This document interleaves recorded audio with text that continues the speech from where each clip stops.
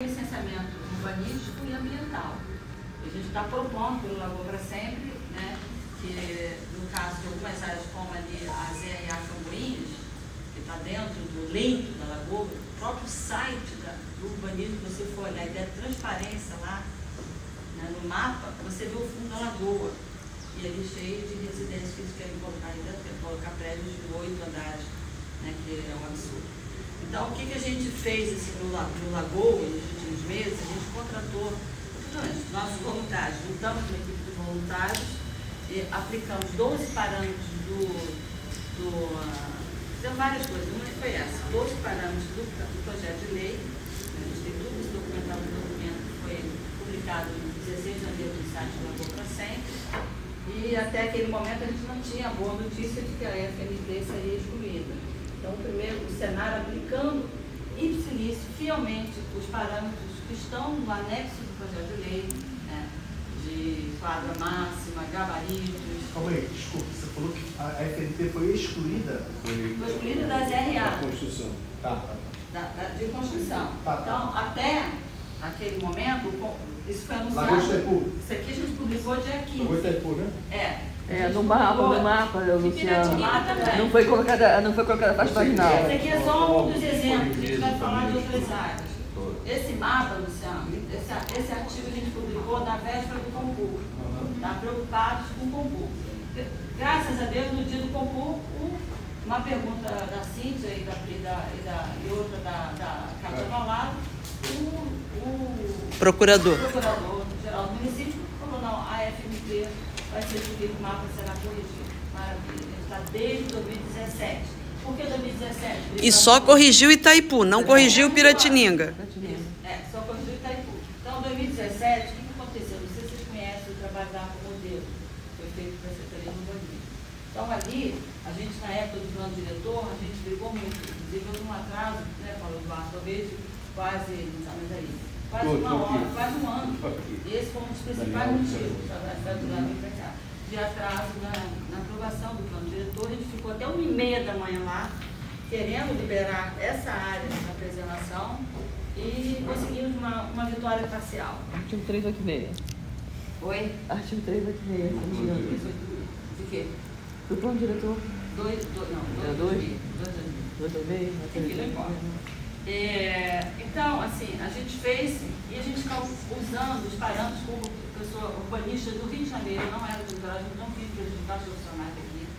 Aplicamos ipsilípsis e a gente conseguiu chegar a esses dados aqui, que eu mostro aos professores, que mostro ao dois cenários, com e sem FMT. A gente tem aqui o número de residência, arruamento, dados de recuo, frente, verso, entre prédios, gabarito, a 6.900 moradores, 2.300 apartamentos, supondo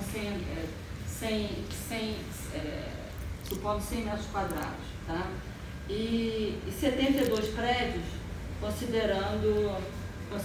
tirando a FMP, que é uma área de quase 150 mil metros quadrados, a parte da FMP que estava dentro da que eles estão chamando de...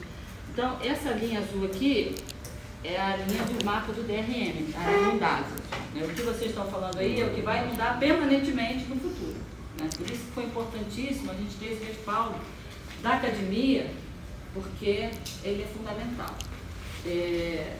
Então, hoje, o que a gente gostaria, pelo LPS, eu trouxe aqui uma proposta, Luciano, vamos encaminhar eletrônico, para essa área e para outras, a gente, eu vou falar um pouquinho, Cíntia, eu sei que você está preocupada com as outras. Falar rapidamente. Para a região central, que é o nosso foco, né, a gente trouxe assim, alguns, o que poderia ser liberado em termos de estudos, deveria ser feito antes de qualquer licenciamento ali, tá? A gente sugeriu isso aqui uma basezinha, com cenários, o que a gente tinha, 128 prédios, do jeito que está hoje na Câmara, 72 prédios. O número da população chegava ao que vocês estão falando, lá 1,8. Ou seja, só naquela área ali, daqui a 2 anos, se deixar, você teria mais, né, uma população imensa. Então, o que a gente está preocupado é com essa área. O estudo deles, no cenário otimista, já mostra eu imprimi, colorido, olhei bem na imagem, o mapa não está muito claro, já mostra grande parte daquela área inundada. Imagina num cenário pessimista, né? Porque a prefeitura tem que considerar essas coisas. Vocês falaram em custo no artigo de vocês, dessas perdas, para Niterói como um todo, vocês falaram em 617 milhões, né, de danos para as propriedades. Nós calculamos ali, se você pegar o cenário melhor, que é o que a prefeitura hoje, vamos falar, vamos esquecer esse vídeo, vamos falar em 72 prédios, se você considerar um apartamento ali, por baixo, você que eu moro lá, eu fui semana passada um novo está sendo construído outro, estão pedindo 1.200 a 1.500, um apartamento desses de 100 metros quadrados. A gente contando 1 milhão, com esses 72 prédios de 1.296, estamos falando de 1 bilhão e 300 milhões de reais de vendas de imóveis. Eu estive agora eu moro na Suíça, cheguei semana passada, e eu sempre encontro um casal de amigos australianos, e eles falaram que eu estava lá no dia da concurso, eles viram mexendo no computador, ajudando a publicar as coisas, eles falaram, Kátia, na Austrália, a gente visitou já há uns 10 anos, eu não cheguei lá, questões costeiras sérias. Eles falaram, na Austrália, já há vários anos, nenhuma empresa de seguro faz mais seguro em áreas inundáveis. Não estão fazendo mais, não adianta. Então, quem for comprar apartamento ali de 1,5 milhão, vai se ferrar. Vai se ferrar.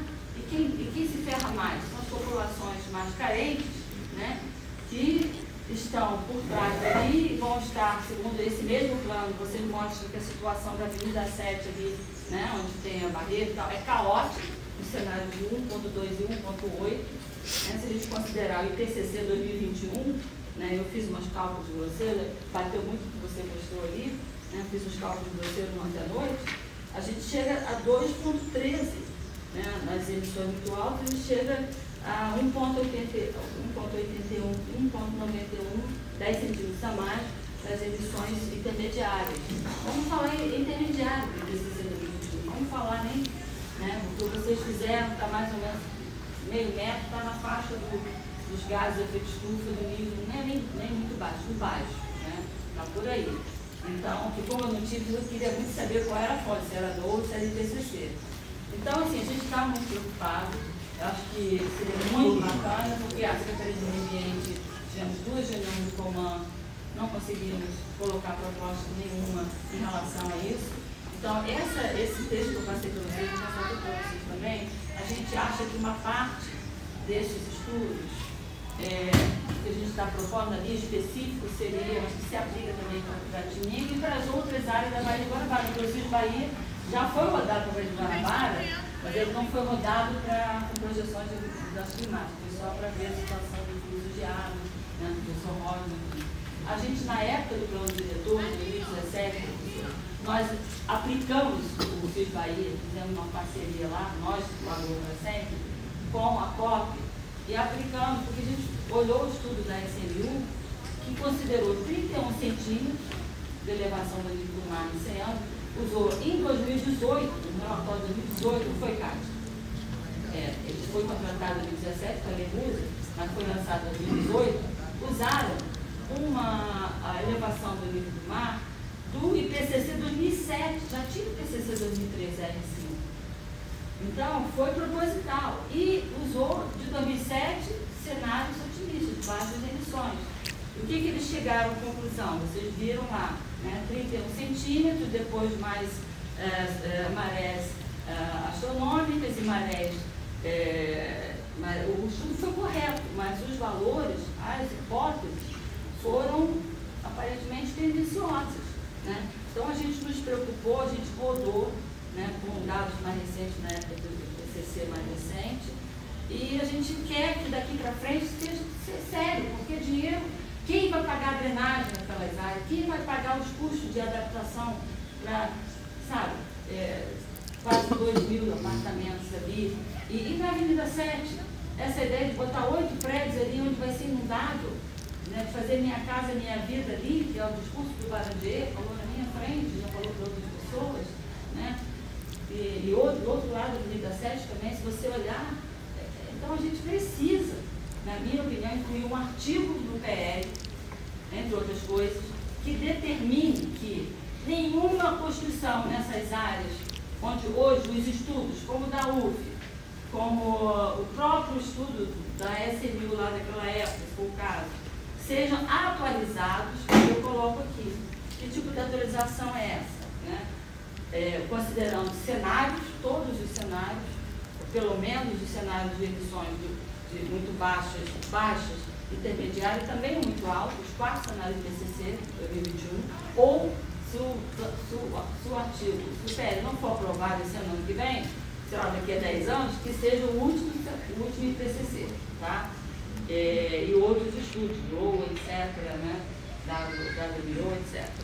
A atualização das pesquisas também da fitofisionomia, das bordas da Lagoa de Itaipu, porque ali a gente tem, nas bordas, a gente tem não só o manguezal, a gente tem o artigo 4 do Código Florestal, você tem como APP, restinho de borda de manguezal, ou seja, uma parte disso aqui é restinho de borda de manguezal. Você tem lagoas naturais, no nosso relatório de 2015, tem as fotos das lagoas naturais que nós temos aqui dentro dessa área, aqui ainda resta. Então, o que nós estamos propondo é a modelagem hidrodinâmica, ou, né, colocamos também aqui, ou outros modelos, como o MDF, que vocês utilizaram, com ArcGIS, ou as duas coisas. Tem que ter feito um estudo sério. Até 90 dias, a gente está propondo, após a aprovação do PL, para essas áreas inundadas do Niterói, ser contratado, ou seja, começar amanhã a trabalhar esse sistema de referência, e acho que o pessoal da sua equipe lá, você está contratando, pode ajudar isso, plano de mitigação, por isso que eu falei na segunda-feira, tem estudo.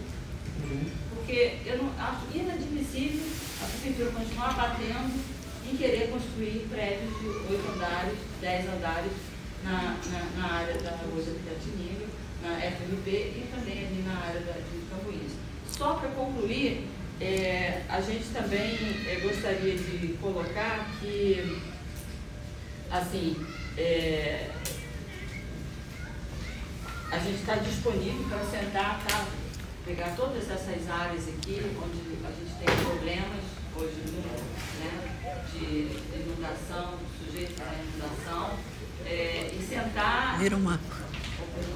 Sentar com esse planeamento hoje existente, né, que as correções sejam feitas não só da FMP, né, e ali em Cambuinhas, dentro da VRA, obviamente, isso aí, infelizmente, o procurador disse que não entrou, tirar a restilha. Os professores falaram, a gente tem lá, o professor Clemente Mendes de Aguadeira, 5 anos atrás fizemos um cartão de 2 metros por 1,5, com a restilha se recupera após a ressaca, naturalmente.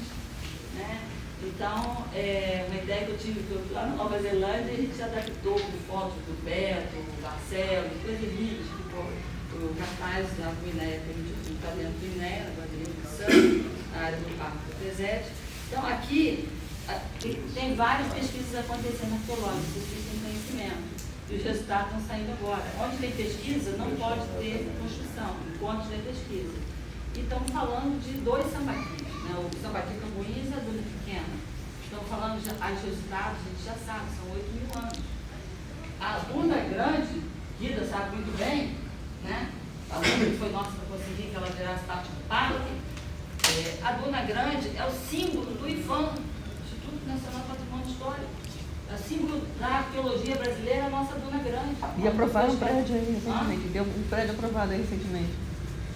Na Duna Grande? Não, na Grande não, nessa região ali, não, nessa região da Duna Pequena. Não, mais pra cá. Aqui na esquina. Pois é. Essa esquina aqui. Está aprovado, está parado. Eu sei, mas já está aprovado. Sim, exatamente. Então, o que a gente pede? Como é que passou no Coman, né? Estudos de mudanças climáticas e estudos e verificação junto ao IFAM, enquanto não tiver, né? E essas pesquisas estão sendo todas registradas junto ao IFAM, tudo em processo transparente no site do IFAM, pode procurar o pessoal do MAI, as universidades estão fazendo as pesquisas, nós temos filmes, temos já, e elas não vão ser finalizadas e aprovadas no site do IFAM até dezembro. Então, minha preocupação nossa é de que esses sítios arqueológicos, uma vez que ser sacramentado, Acabou. Por que a prefeitura está batendo em colocar prédio aqui na Restinga, gente? Kátia, desculpa, Florestal. sem querer te Terminei cortar, já terminei. cortando. Não, eu sei. É porque é um assunto que empolga todos nós. Mas olha só, é porque são 10 para 5 e a gente já precisa entregar essa sala aqui. Mas olha só, só sem querer aqui também ficar fazendo um debate, que eu acho que isso ao longo da semana a gente pode compilar, tá? Mas o artigo 226, né, que você chegou a comentar aqui, eu estou dando uma olhada na última versão, aqui está dizendo, por exemplo, sobre a questão do limite da faixa marginal de proteção sendo contemplada, né? Então era aquilo que você... Mas o texto não é compatível com o mapa, Luciano. Mas o mapa já... O problema é esse, o mapa diz outra coisa. Esse é o mapa. O mapa foi corrigido agora. Isso. Isso. Então, esse já é ponto pacífico, graças a Deus. Tá.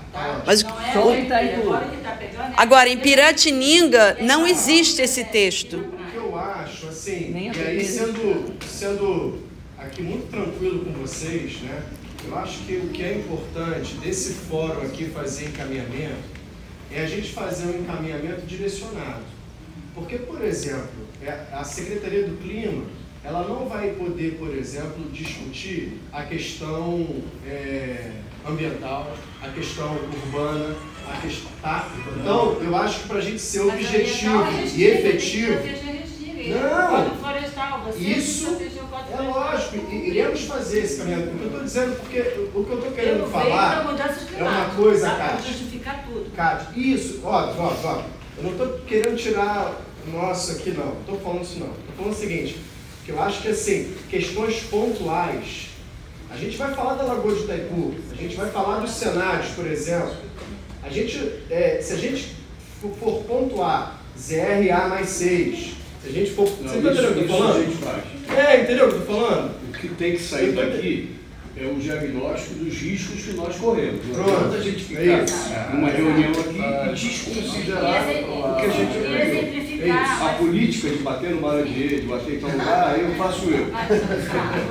Agora, Eu pago pelo seria povo para interessante no encaminhamento, por exemplo, né, a ocupação da ZRA. O que a gente está propondo é unifamiliar. Entendi. Entendeu?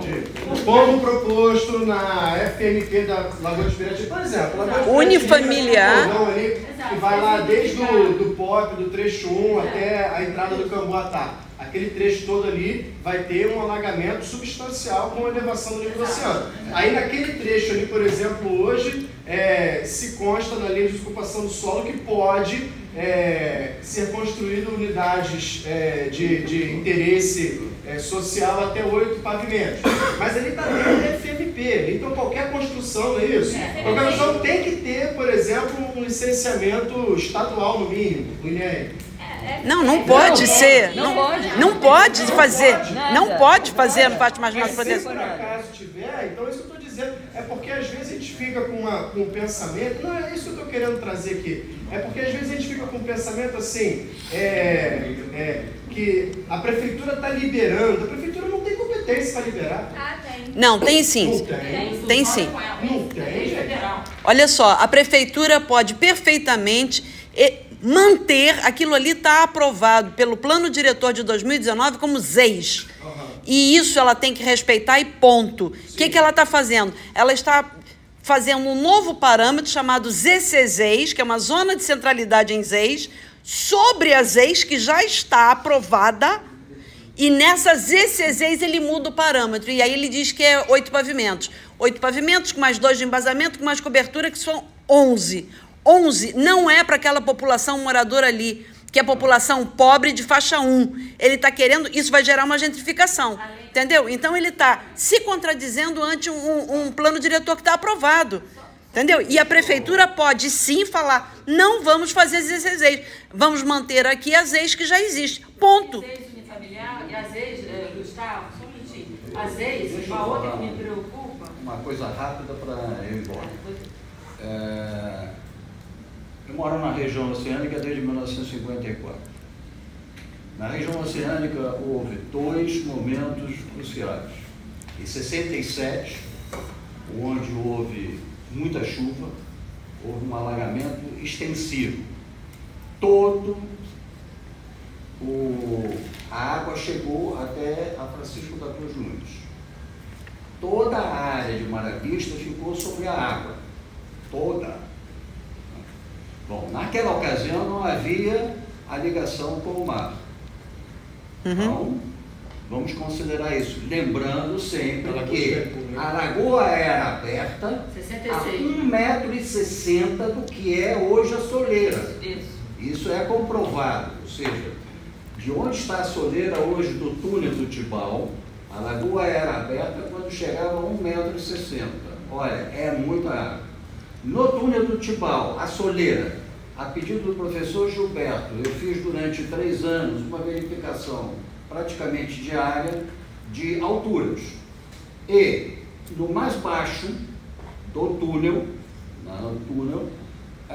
chegou a 40 centímetros. No mais alto, chegou a 50 centímetros. Uma variação de 90 centímetros, 80, 90 centímetros. Isso medido na soleira. A gente não pode esquecer de 2010. 2010, todo mundo fala do Bumba, mas esquece a região oceânica. Na região oceânica houve 3 mortes. A Avenida 7, toda ela ficou embaixo d'água. E a Fazendinha ficou embaixo d'água. Fazendinha do Cafubá. Que é Cafubá. Ficou embaixo d'água e grandes áreas de Mar à Vista ficaram embaixo d'água. O rio João Mendes transbordou e hoje transbordaria ainda mais, e houve um problema de alagamento no Santo Antônio. Lembrando que Santo Antônio era, na verdade, parte da lagoa. Só para uma observação, para finalizar. A drenagem que foi feita no Santo Antônio é ótima para tirar a água. Mas se houver um problema, vai ser ótima para inundar o Santo Antônio todo. Porque é quase do tamanho disso aqui que sai a água, uma maravilha. Para vocês terem uma ideia do que acontece hoje no Santo Antônio, os bueiros, os moradores estão botando tela de mosquito. Ué, tela de mosquito? Para quê? Porque virou um grande criador de mosquitos. E para os mosquitos não saírem do criador, o que o pessoal faz? Bota tela de mosquiteiro. Então, quando se fala de drenagem, esse tipo de drenagem, ele é ótimo para tirar a água. Mas se nós tivermos um problema, vai ser ótimo para tirar a água. É igual aumento dos moles do canal de Itaipu. Estou plenamente de acordo, só tem uma coisa: se der essas marés que vocês estão falando aí, com vento, vai encher a lagoa de Itaipu fácil, porque vai captar, não na praia, vai captar esse mar, essas marés, lá dentro. Né? Então, experiência. Eu viajei muito, morei nos Estados Unidos e tudo. Fui algumas vezes nas Ilhas Canárias, vi o que eles fizeram, enrocamento para proteção de praia. Na Espanha é um desastre em alguns lugares, e a ampliação das praias em alguns lugares foi também um desastre. Então acho que tudo isso, em Miami foi também um desastre, fizeram de pneu, o pneu andou e, bom, né? Então acho que tudo isso tem que ser estudado. Da mesma maneira que a Kátia está dizendo, concordo plenamente. Tem que ser olhado as áreas antes de liberação para construir. A Avenida 7 é um desastre se eles fizerem. Nós temos documentação de fotografias mostrando que a lagoa atingiu a Avenida 7. Não é a água da chuva, é a água da lagoa, que é diferente. Como foi até a delegacia. Como foi até a delegacia. Como foi até a delegacia. E uma das razões que se dava para abrir o canal de Itaipu era que a lagoa chegava sempre aonde tem um edifício que era da Telesp. Aquele ali? Que a água chegava ali. E como alagava tudo, e tinha mais ou menos, o jornal fala em 39 casas alagadas, né? Mas a água chegava ali, né? E o bairro lá, como é que se chama? A entrada de Itacoatiara, ele não existia, era Alagoas. Pessoal, a gente vai ter que dar uma acelerada, tá?